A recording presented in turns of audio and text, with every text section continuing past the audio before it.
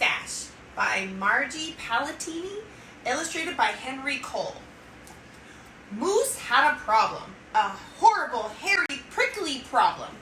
It grew right below his nostrils and just above his upper lip. A moustache! Now, not a few spare hairs or shy little stubble. No mere meek wandering whiskers on the upper lip of his moose. No sirree! Moose had a big, bushy, bristly, mighty moustache, but a moustache that was blurry, surly, mangly mess, and it itched a lot. Sure, he plucked and he tweezed, he even clipped, snipped, and teased, but his combs were still cowards. His bristles rebelled. His scissors simply surrendered. Moose was in a frizzy tizzy. The moustache was completely crimpling his style. He was a great hoofer, but he could barely bop and hip-hop with the moustache going flip-flop. He was a wonderful chef, but he simply could not flambe his souffle with all those whiskers in the way. And he was a daring skier, but how could he downhill race with the mighty moustache blowing in his face? Moose had to do something, and soon. But what? After days and days of much serious thought, Moose got an idea. He crossed some hair here, he crossed some hair there. He tied his moustache around his neck.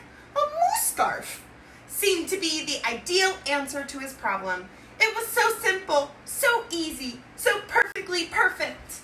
But then his moustache got knotted and mangled and horribly tangled, and those hundreds of hairs still prickled and tickled.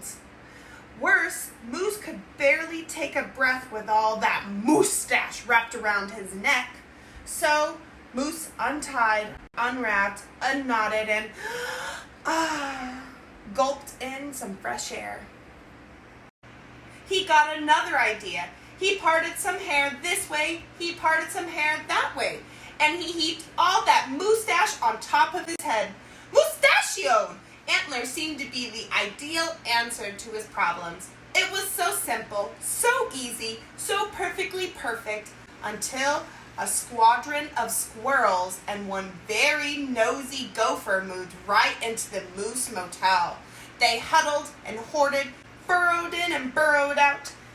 Needless to say, it became quite crowded up there on Moose's head, and heavy and messy, and very, very noisy. The squirrely chitting and chatting squeals and squawks woke Moose every morning before the crack of dawn, and that gopher was giving the Moose one hairy headache. Moose needed his sleep. He needed his rest. He needed his privacy. Moustachioed antlers? Nuts, said Moose. So he unparted and unpiled, untwisted and unwind, and said adios to the hairy horns. But what now? What? The miserable Moose took hold of the hunk of hair, and he wrestled it, then roped it, he teased it, tied it, tamed it. Aha! A moose tail! Now that was so simple. That was so easy.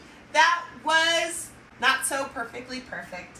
Talk about a dizzy do. Moose didn't know if he was coming or going. Backward, forward, this way, that. He didn't know which end was which. Moose had a bail on that tail. And so he thought and thought and thought some more.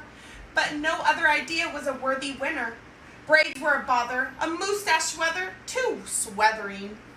Net, not. Poor Moose. His problem was truly terrible, unbearable, downright sad. He felt so alone, he didn't know what else to do. Then, call it fate, call it destiny, it was probably dumb luck, but one day Moose tripped on his moustache and just had no time to duck. Oof! Pardon me, pardon me. They both said as they bumped, then they blinked, they stared, their hearts went the thump. She was a moose, with a bouffant so bodacious, outrageous, well, it was just plain old big. Hair after hair piled higher than high, a skyscraping dew of glorious curls, a tower of swirling twists and twirls. She was simply splendid, stupendous, absolutely superb. Of course, Moose had to ask what she did to get such a dew. Miss Moose winked and whispered, "Just a little glue." So she helped he fearlessly plunge a hoof into a fat pot of white gooey goop, and carefully, oh so carefully, they glopped and they plopped, they pasted and they pressed, they coaxed and curled every truly unruly wayward whisker. Around and around they tweaked and twirled those horrible hairs until Moose, once mainly mess, was now a wondrous winding wave of marvelous Moosetache. Moose gazed into the mirror and smiled a broad, moosey smile. He was so happy, so glad, just giddy with glee. He looked dashing and handsome. Moose gushed, "Is that really me?"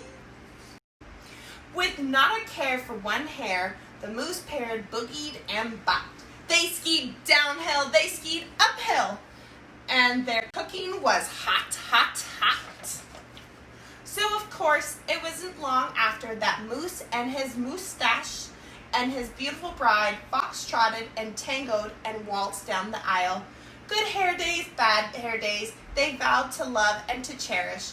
And with hearts heaped with love and pots filled with goop, they both signed, "I do," glue, and promised never to part.